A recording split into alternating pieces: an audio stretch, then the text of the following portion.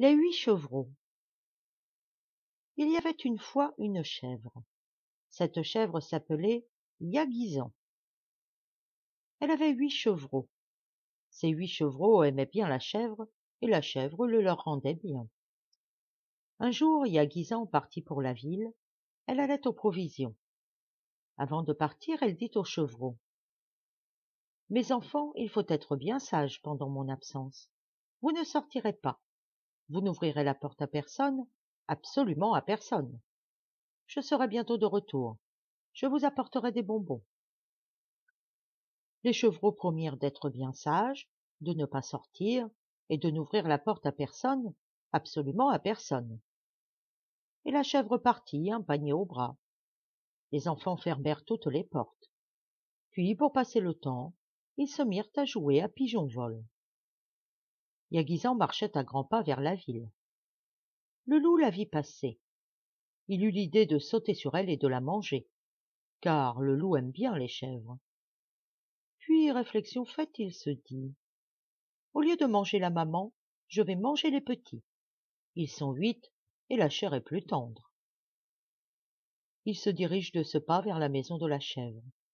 En route, il se lèche les babines et aiguise ses dents. « Pourvu que la porte soit ouverte, » se dit-il.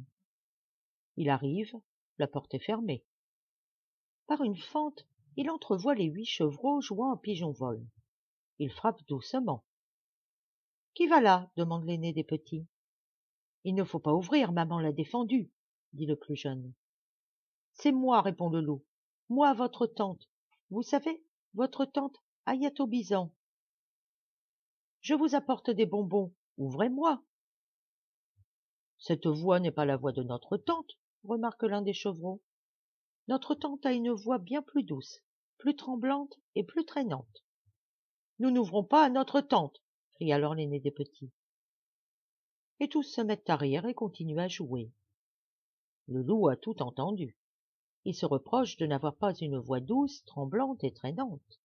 « Je reviendrai, dit-il. » Et vite il court chez un célèbre pharmacien. « Donnez-moi, lui dit-il, une médecine pour adoucir la voix et la rendre chevrotante. » Le médecin lui donne le remède, mais le loup se garde bien de dire au pharmacien pourquoi il veut changer sa voix. Après avoir pris la médecine, il retourne à la maison de la chèvre. La porte est toujours fermée, les chevreaux jouent toujours. Le loup frappe doucement. « Qui va là ?» demande l'aîné des petits. « Il ne faut pas ouvrir, maman l'a défendu, » répète le plus jeune.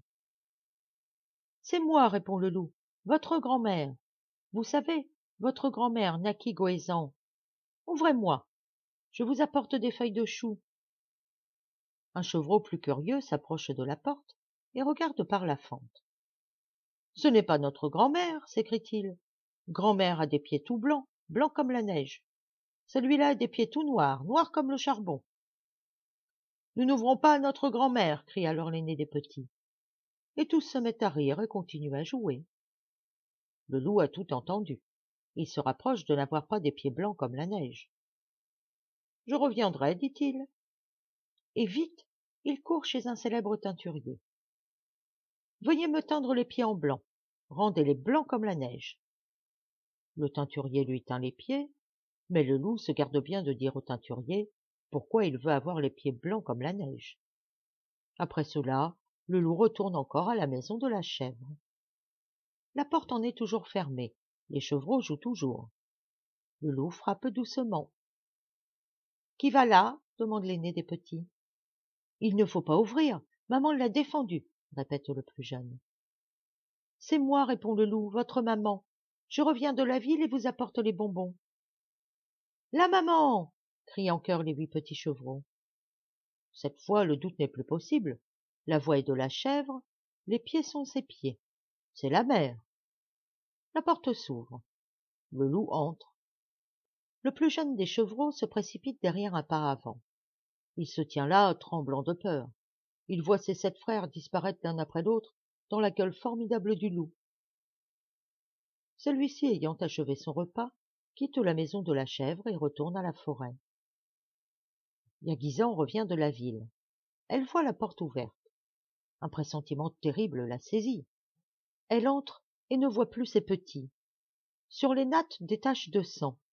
« Oh !» s'écrie-t-elle en s'arrachant les poils de désespoir. « Ils ont ouvert la porte.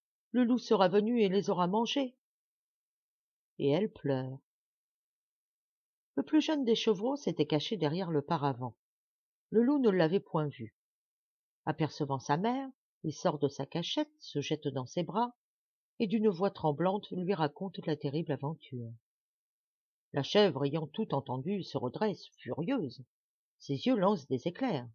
« Je retrouverai mes petits, s'écrie-t-elle, et je me vengerai. » Et, suivie de son chevreau, elle s'élance à la piste du loup. Le loup était retourné au bois. Il s'était étendu dans un épais taillis, et là, tout en faisant sa digestion, il s'était endormi. Yaguisan trouve le loup endormi dans les broussailles. Son sommeil est profond, il ronfle bruyamment. La chèvre s'approche sans faire de bruit, car elle ne veut pas réveiller le loup. Elle prend des ciseaux et délicatement entr'ouvre la peau du ventre. Le loup ne se réveille pas. Les 7 petits chevrons sont là, dans le ventre du loup, vivants, bien portants, entassés comme des petits oiseaux dans leur nid. Ils sortent en poussant des cris de joie. Ils reconnaissent leur maman, se jettent à son cou, la couvrent de caresses. Le loup est toujours endormi. Mais il n'y a pas de temps à perdre. Vite, la mère ordonne aux 7 petits de lui apporter chacun une pierre. Les petits obéissent aussitôt. La chèvre prend les 7 pierres et les dépose dans le ventre du loup, à la place même où tout à l'heure étaient ces 7 petits. Puis, prenant une grosse aiguille et du gros fil, elle enfile la grosse aiguille et délicatement recoue la peau du ventre. Cela fait, elle se retire à l'écart avec ses 8 chevreaux. Pendant l'opération, le loup dormait toujours. Il se réveille au bout d'un quart d'heure, se lève, se frotte les yeux, s'étire. Son ventre est lourd, très lourd. La digestion est difficile, dit-il à haute voix. Les chevrons ont entendu, ils étouffent un rire. Le loup est dévoré par la soif, une soif brûlante. Il descend vers un étang, s'approche et se baisse pour boire. Au même instant, les 7 pierres roulent l'une après l'autre jusque vers son gosier. Le loup, entraîné par le poids, tombe dans l'étang. La chèvre et les chevreaux voient le loup se débattre. Ils applaudissent, rient et chantent. Le loup est descendu jusqu'au fond de l'étang, d'où il n'est plus ressorti. La vengeance des chèvres est terrible.